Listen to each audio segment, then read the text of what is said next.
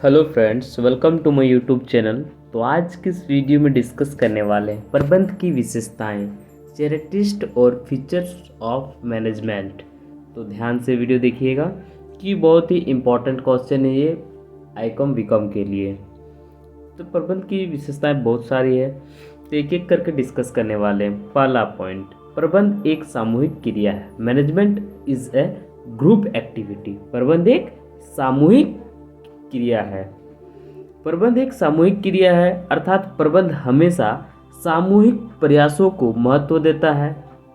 प्रबंध व्यक्तियों का वह समूह है जो किसी संस्था की क्रियाओं का संचालन करता है, अर्थात संस्था के उद्देश्यों की प्राप्ति अनेक व्यक्तियों की सहायता से की जाती है, न कि किसी व्यक्ति विशेष के प्रयत्न से। प्रबंध का प्रयोग समूहों के प्रयत्नों के संदर्भ में किया जाता है, क्योंकि एक व्यक्ति की अपेक्षा एक संस्था के लक्ष्यों को समूह के द्वारा आसानी से तथा प्रभावपूर्ण तरीके से प्राप्त किया जा सकता है। अब दूसरा पॉइंट देखेंगे, प्रबंध उद्देश्य प्रधान प्रक्रिया है। Management is goal oriented process.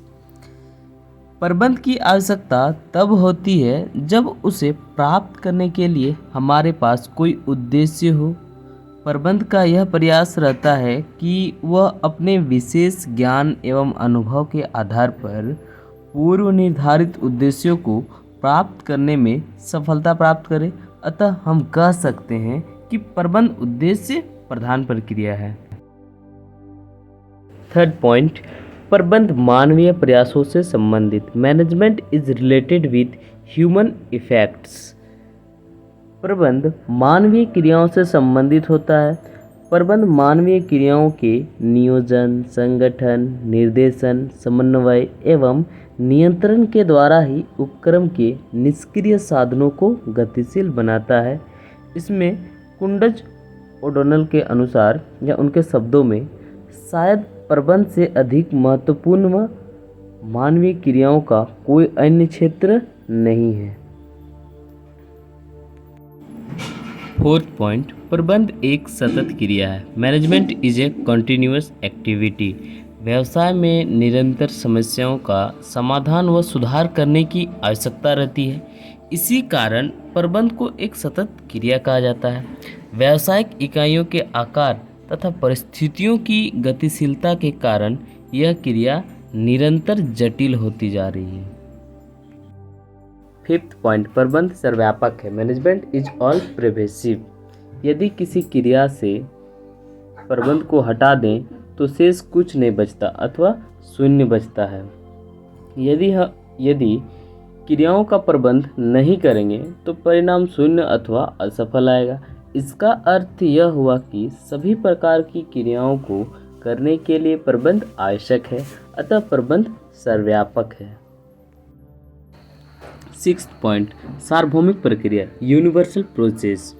प्रबंध की क्रिया सभी संस्थाओं में, चाहे वह व्यावसायिक संस्था हो या सामाजिक, राजनीतिक हो या धार्मिक, समान रूप से संपन्न की जाती है। कोई भी संस्था जिसका लक्ष्य सामूहिक प्रयासों में प्राप्त हो, उसे अनिवार्य रूप से अपनी क्रियाओं का नियोजन, संगठन, निर्देशन एवं नियंत्रण करना पड़ता है। सेवेंथ पॉइंट, प्रबंध एक सामाजिक क्रिया है। Management is a social process. प्रबंध का मुख्य रूप से संबंध व्यवसाय के मानवीय पक्ष से होता है। संस्था के सभी कर्मचारी समाज के ही अंग होते हैं, अतः इनका नेतृत्व व निर्देशन सामाजिक क्रिया का ही अंग हुए। एट्थ पॉइंट, प्रबंध का पृथक अस्तित्व होता है। Management has a separate entry. प्रबंध का एक पृथक स्थान बन गया है। यह व्यवसाय के स्वामियों एवं कर्मचारियों से भिन्न व्यक्तियों का एक ऐसा वर्ग है जिसके हाथ में प्रबंध की बागडोर होती है। वास्तव में प्रबंध निर्णय लेने, नेतृत्व प्रदान करने व कार्यों पर नियंत्रण करने वाले व्यक्तियों का एक विशिष्ट वर्ग है। नाइन्थ पॉइंट, प्रबंध एक व्यवहार है। Management is a practice. प्रबंध को व्यवहार के रूप में स्पष्ट करते हुए ड्रकर ने लिखा है, प्रबंध एक व्यवहार है। इसका सार तत्व जानने में नहीं वर्ण करने में है। इसकी एकमात्र अधिकार सत्ता निष्पादन है। प्रबंध का विकास व्यवहार से हुआ है तथा यह व्यवहार पर केंद्रित है। 10th पॉइंट, प्रबंध उद्देश्य निर्धारित करता है। Management is to determine the object.